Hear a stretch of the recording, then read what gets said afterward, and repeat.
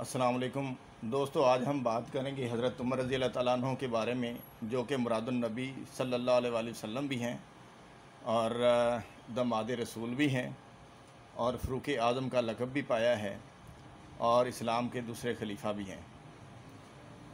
آپ کی پیدائش 584 میں اور بعض کتابوں میں ہے 583 میں۔ مکہ کا جو ایک قبیلہ تھا قریش، اس کے ایک آگے سب کاسٹ تھی یا سب کلان تھا بنو عادی، اس میں ان کی جو ہے پیدائش ہوئی اور آپ نے 60 سے 61 سال کی عمر پائی۔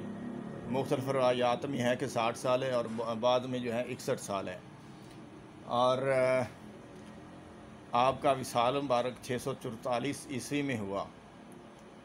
اور اگر ہم بات کریں ان کی ازواج مطہرات کی تعداد جو ہے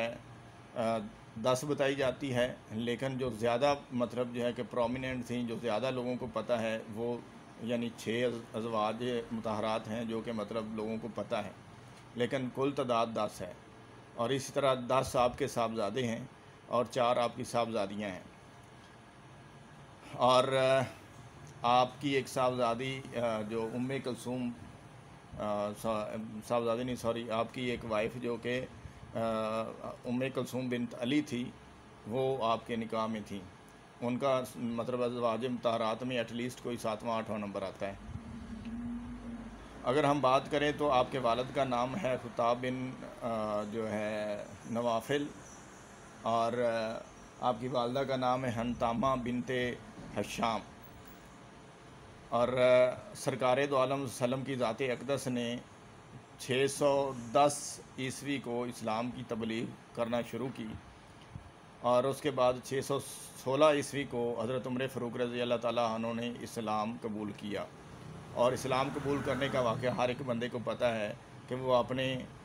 بڑے غصے میں جا رہے تھے سرکار دو عالم وسلم کی ذات اقدس کو شہید کرنے کے لیے، مارنے کے لیے۔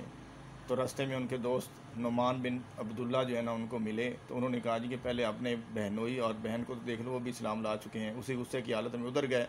اور اتنا مارا پیٹا اپنے بہنوئی کو بھی اور بہن کو بھی کہ بہن کے منہ سے خون آنا شروع ہو گیا اور وہ نیچے گر پڑیں۔ پھر جب ان کا غصہ ٹھنڈا ہوا تو کہتے ہیں کہ مجھے مطلب جو چیز آپ پڑھ رہی تھیں، یعنی قرآن پاک کی جو ہے آیت جو ہے نا وہ پڑھ رہی تھیں سورہ مریم، تو انہوں نے کہا جی کہ آپ مجھے سنائیں۔ تو ان کی مطلب جو بہن تھی انہوں نے بڑی ہمت کی اور انہوں نے کہا جی کہ آپ اس قابل نہیں ہیں کہ آپ کے سامنے پڑھا جائے، آپ پہلے اپنے آپ کو صاف کریں، یعنی نہائیں، اور نہانے کے بعد وضو کریں، صاف ستھرے ہو کے آئیں، پھر آپ کے سامنے میں تلاوت کروں گی۔ تو جیسے ہی انہوں نے اس کے بعد مطلب تلاوت کی تو ان کے دل میں اللہ تعالیٰ کی ذات نے سرکار دو عالم وسلم کی ذات اقدس کی محبت ڈال دی، اور انہوں نے کہا جی کہ مجھے میرے ہاتھ باندھ کے اپنے نبی پاک صلی اللہ علیہ وسلم کی ذات کے بارگاہ میں لے جائیں ایک غلام کی حیثیت سے۔ اور بعض روایات میں آتا ہے کہ اسی ننگی تلوار کے ساتھ آپ جو ہے جا رہے تھے سرکار دو عالم وسلم کی ذات اقدس میں۔ تو جب صحابہ اکرام میں جو سرکار دو عالم وسلم کی ذات اقدس کے پاس تشریف فرماتے انہوں نے دیکھا تو انہوں نے کہا جی کہ عمر جو ہے وہ ننگی تلوار کے ساتھ آ رہا ہے۔ تو پھر صحابہ اکرام نے کہا کہ جی آج پھر یا عمر نہیں رہے گا یا پھر ہم نہیں رہ گئے، ہم نے بھی چوڑیاں نہیں پہنی ہوئی۔ یہ وہ وقت تھا جب لوگ مسلمان جو ہے ڈر کے مارے عبادت نہیں کرتے تھے، خانہ کعبہ میں اذان نہیں دے سکتے تھے، چھپ کے نماز پڑھتے تھے۔ تو پھر جب حضرت عمر رضی اللہ تعالیٰ عنہ سرکار دو عالم وسلم کی ذات بارگاہ میں حاضر ہوئے تو دست بستہ گزارش کیجیے کہ میں ایمان لانا چاہتا ہوں۔ تو جب آپ نے ایمان لے آیا تو پھر آپ نے نعرہ تکبیر بلند کیا اور وہ بانگ دہل اعلان کیا کہ کوئی مسلمان آج کے بعد جو ہے چھپ کے نہ ہی نماز پڑھے گا، نہ ہی روزہ رکھے گا، اور نہ ہی مطلب جو ہے نا اذان پڑھے گا، بلکہ کھلے عام سر عام نماز پڑھیں۔ اگر کوئی قریش کا بندہ یا کوئی مخالفین جو ہیں وہ آتے ہیں تو ان کو عمر کا سامنا کرنا پڑے گا۔ تب حضرت بلال رضی اللہ تعالیٰ عنہ نے مطلب مکہ کی چھت کے اوپر چڑھ کے اذان دی پہلی مرتبہ۔ تو اتنے جری بہادر انسان تھے۔ اس کے بعد یعنی جب انہوں نے اسلام قبول کیا تو ان کی عمر 39 سال تھی۔ 622 میں انہوں نے سرکار دو عالم وسلم کی ذات اقدس کے ساتھ مدینہ میں ہجرت فرمائی، اور مدینہ میں ان کا جو مطلب انصار اور مہاجر کے بہن بھائی جو بنے تھے، ایک اخوت کا چارہ یا بھائی چارے کا جو چارہ ڈیولپ ہوا تھا، جو رشتہ قائم ہوا تھا، اس میں محمد بن مسلمہ ایک شخصیت تھے جو کہ انصار سے تھے اور آپ مہاجر تھے، تو وہ آپ کے بھائی بنے۔ پھر اس کے بعد 624 میں آپ رضی اللہ تعالیٰ عنہ نے غزوہ بدر میں حصہ لیا، پھر 625 میں غزوہ احد میں حصہ لیا، پھر 625 میں آپ کی بیٹی صاحبزادی حضرت حفصہ بنت عمر کا نکاح سرکار دو عالم صلی اللہ علیہ وسلم کی ذات اقدس سے ہوا، اور 626 میں ہی حضرت عمر رضی اللہ تعالیٰ عنہ نے یہودی کا ایک قبیلہ تھا